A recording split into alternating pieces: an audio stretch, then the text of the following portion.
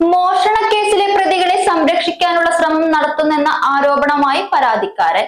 മൂലങ്കോട് സ്വദേശി ഇൻഷാദ് വാർത്താ സമ്മേളനത്തിലാണ് ആരോപണമുയർത്തിയത്.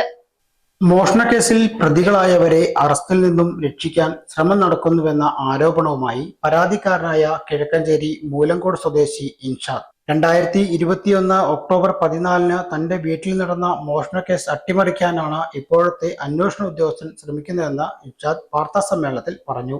വടക്കാഞ്ചേരി പോലീസ് സ്റ്റേഷനിൽ ക്രൈം നമ്പർ 207/24 രജിസ്റ്റർ ചെയ്ത കേസിന്റെ FISലും സ്വർണത്തെക്കുറിച്ചും മോഷ്ടിച്ച പ്രതികളെക്കുറിച്ചും വ്യക്തമായ തെളിവുകൾ ഉണ്ടായിട്ടും അന്വേഷണം കൃത്യമായി നടന്നിരുന്നില്ല. തുടർന്ന് ജില്ലാ പോലീസ് മേധാവിക്ക് പരാതി നൽകിയപ്പോൾ വടക്കാഞ്ചേരി SI ജിഷമോൻ വർഗീസ് അന്വേഷണം ഏറ്റെടുക്കുകയും മോഷണം പോയ സ്വർണം നെന്മാറയിലുള്ള ഫിനാൻസ് സ്ഥാപനങ്ങളിൽ പണയം വെച്ചിരുന്നതായി കണ്ടെത്തുകയും ചെയ്തു.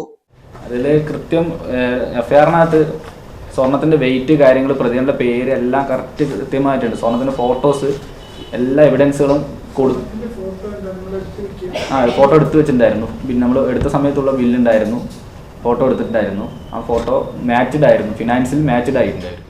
പിന്നീട് വടക്കാഞ്ചേരി പോലീസ് സ്റ്റേഷനിലെ SIയുടെ സ്ഥലം മാറ്റത്തിന് ശേഷം പുതുതായി ചാർജ് എടുത്ത SI മധു അന്വേഷിക്കുകയും കുറ്റപത്രം കോടതിയിൽ സമർപ്പിക്കുന്നതിനായി തയ്യാറാക്കുകയും ചെയ്തിട്ടുണ്ട്.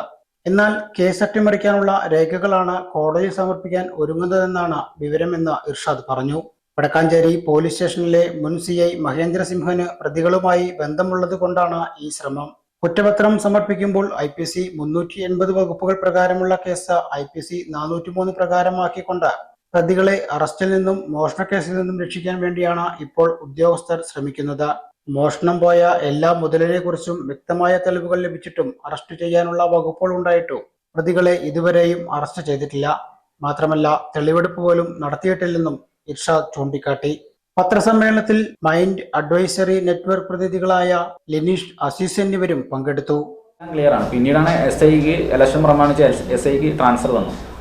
SI മാറിയപ്പോഴാണ് സംഗതി മൊത്തം മറിഞ്ഞിരിക്കുന്നത്. പുതിയ SI വന്നപ്പോഴാണ് അന്വേഷണം പഴയ SI ഇരിക്കുമ്പോൾ എല്ലാം ക്ലിയർ ആയിട്ട് അന്വേഷിച്ചു. കോർട്ട് ഓർഡർ വരെ, റെയ്ഡിനുള്ള കോർട്ട് ഓർഡർ വരെ എടുത്തു. അതിന്റെ കോപ്പി വരെ ഞങ്ങൾ എൻ്റെ ഉണ്ട്. അതെല്ലാം എടുത്ത് എല്ലാം ക്ലിയർ ആയിരുന്നു. പുതിയ SI വന്നപ്പോൾ വകുപ്പ് അങ്ങോട്ട് മാറ്റി, അറസ്റ്റുള്ള വകുപ്പ് അങ്ങോട്ട് എടുത്തു കളഞ്ഞു. എന്താണെന്ന് ചോദിച്ചപ്പോൾ അത് മോഷണമല്ല എന്ന് പറഞ്ഞു. അപ്പോൾ മോഷണമല്ലെങ്കിൽ എൻ്റെ സ്വർണം, ബില്ലിലുള്ള സ്വർണ്ണങ്ങൾ പോയതിന് ഞാൻ കൊടുത്തു, അവരെടുത്തു എന്ന് വരെ സമ്മതിച്ചു. ആ കൂടെ വന്ന വനിതാ പോലീസിന് മൊഴിയെല്ലാം എടുത്ത റെക്കോർഡ്സിലെല്ലാം ഉണ്ട്. പക്ഷേ കുറ്റപത്രം വരുമ്പോൾ പല റെക്കോർഡ്സ് അവർ മുക്കി.